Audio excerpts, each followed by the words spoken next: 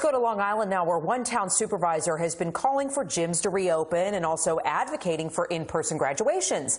But he refuses to open the town hall to the public, and that's upsetting some local residents. News 4's Paisy Chang has the story from Hempstead. At 1 Washington Street in Hempstead, where decisions about America's largest township are made, residents say they're being shut out.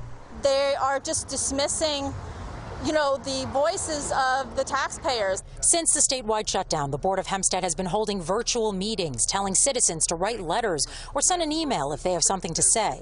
This all came to a head yesterday when more than 50 people sent in their public comments, but they were never read out loud and recorded for the public to hear.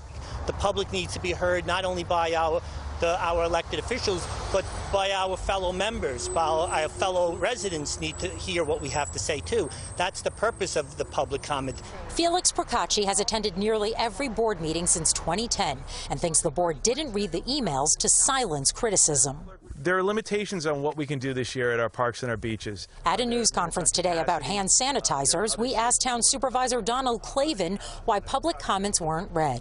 We simply said we're going to make copies of these 55 letters. I think it was about 55, maybe 56 letters, and we're going to distribute them all to the board members to the review. But civic-minded residents scoff at that, saying it's hypocritical for Clavin to keep Town Hall locked up while he's promoting the reopening of establishments, including gyms. Governor, work with the local counties, local townships to allow these businesses to reopen.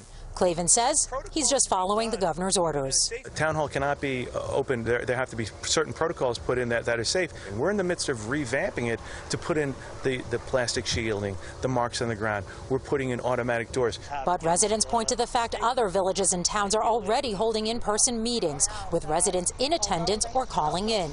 Diane Madden ran against Clavin for supervisor last year. People should be able to come into this meeting safely, wear a mask, distance themselves, and participate in our government. In Hempstead, Paisy Chang, News 4, New York.